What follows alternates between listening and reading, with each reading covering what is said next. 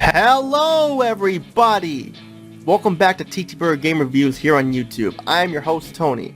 I apologize that there's been a delay with the next part of this episode. Just had some stuff going on in my personal life that I had to take care of, but we're all back and we're ready for more PlayStation 2 game review action and more. And what a way to continue with my WWF SmackDown franchise review here, covering the games from PlayStation and PlayStation 2, episode 292, part 3 of 5 parts, getting closer and closer to that 300th episode. And today we're going to look at WWF SmackDown as it goes to the next gen on the PlayStation 2, once again done by THQ and Yuke. Now we looked at the last two SmackDown games on the PS1, both were fun games, especially the second one. Now you think with the next gen hardware and the third game in the franchise, think it would improve more and more. Well, let's find out right now. This is WWF SmackDown! Just bring it! For the PlayStation 2, released November 16th, 2001. Back when I had just turned 13 years old. Yeah, good times for sure. Well everybody, we have made it to the PlayStation 2 era of the WWF SmackDown games. The first three games on the PlayStation were fantastic for the most part, not without the problems with the season mode and more. With that though, you expect the next generation game to be superior in almost every way possible with enhancements. Well, unfortunately, while it does include some enhancements such as in-game content for Michael Cole and Ted, and they got rid of that awful season mode, it does feel like a step backwards in most spots, making it less enjoyable where you will see and realize the first two games on the PlayStation were better. As we get started here, we see the opening cutscene with the SmackDown theme once again, which is cool. As I said before, I love the theme song. Then you press the start button. You hear Michael Cole say, WWF SmackDown! Just bring it! And then we get the caution warning about checking our memory card, and I'll admit, caution, attention. And then like, it's cool, I guess you could say. Then this is where you realize the problem here with the memory card and stuff. Then this is where you realize we have a problem here with loading and saving. Insufficient space, eh? Well, here's the problem. You need 4 megabytes free on an 8 megabyte memory card to save your game data. Why do we need this much to save the game? It's a wrestling game, it's a sport game. Does it really need this much? You better hope you have an empty memory card let alone somewhere, or have a mega memory card you can get from local desk stores, because you're gonna have to be deleting a lot of room on a memory card if you don't have any room for this. Which I think is bullshit. But anyway, let's continue. We then see here we have story mode, exclamation mode, and creative mode. Story mode is what takes place in the season mode. You do not have to sit through all those matches and keep skipping them constantly. But the story mode is super short. You play like 3 or 4 matches and then it ends. Sure, the story changes for each wrestler. You can use your creative wrestlers too, but overall it is short and disappointing. Plus, no voice acting from the wrestlers once again, it's just all text. And they just gesture around while the line of text plays, make them look like possessed or so.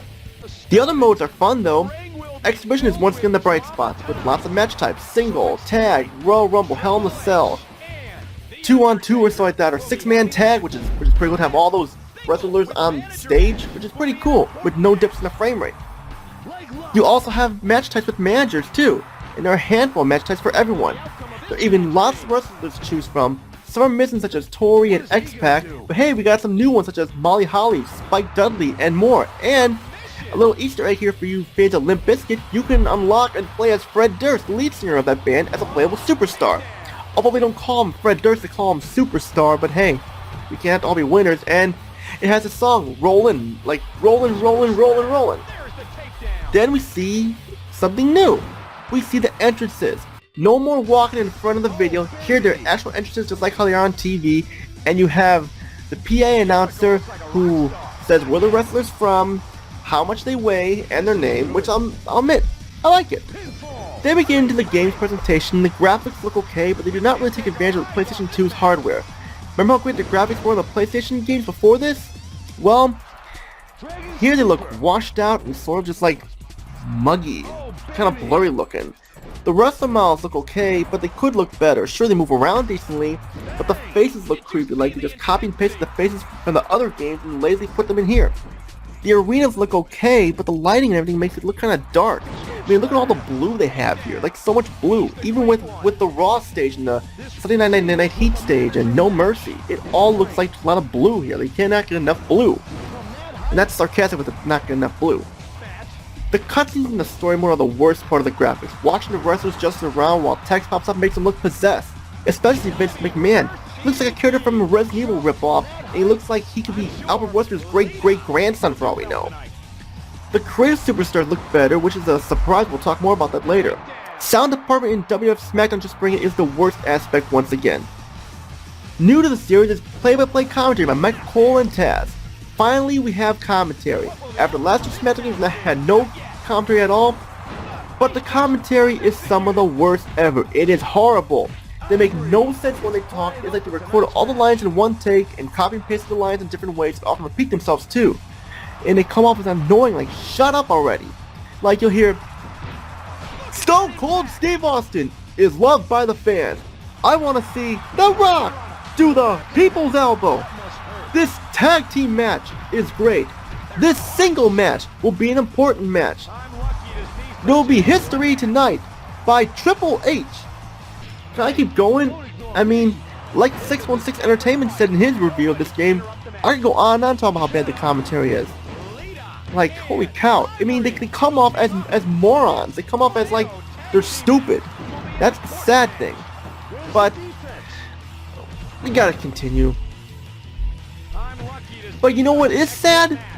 WWF Attitude and WWF Mayhem had commentary a lot better than this. Hell, even WrestleMania the arcade game that came out in 1995 had better commentary than this. Like I mentioned, no voice acting from the wrestlers, which is surprising since this is on a DVD-ROM on the PlayStation 2. The music is the same as before, rock tunes that sound okay at first, but after a while, they sound annoying. Not after a while, but annoying right away, because it's just like a 5 or 10 second loop over and over. Top off with the bad commentary, the sound is a recipe for disaster. There is actually one good aspect of the sound. Actually two. You know what? Actually take it back. There's three. The PA announcer who announces each wrestler superstar does a good job, better than the play-by-play commentary. The wrestler themes are here too, so they sound like how they did in 2000, 2001. And you know, the menu music is pretty good, especially the creative superstar music. It's very catchy and enjoyable. I wish this was in more of the game except for that one part. Now I know I've been talking negative here with everything, but we still have to talk about the gameplay of WWF SmackDown Just Bring It. And it's actually pretty solid despite a few shortcomings.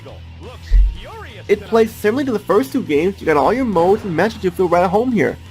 I already mentioned the new mode, the story mode, which I already talked about. There's not really much improvement over the season mode, and also there's no multiplayer for the story mode. There's multiplayer for the other modes though, which is good, but imagine they had no multiplayer at all? That would have sucked. One mode that's improved here is the creative mode, due to all the samples you can choose from. You can create up to 13 superstars, create a moveset, and entrances as well. Unfortunately though, you cannot make your own custom entrance or pose. You can use the main wrestler's entrance and moves and taunts and poses, which is still cool, but matching you can create your own stuff like that.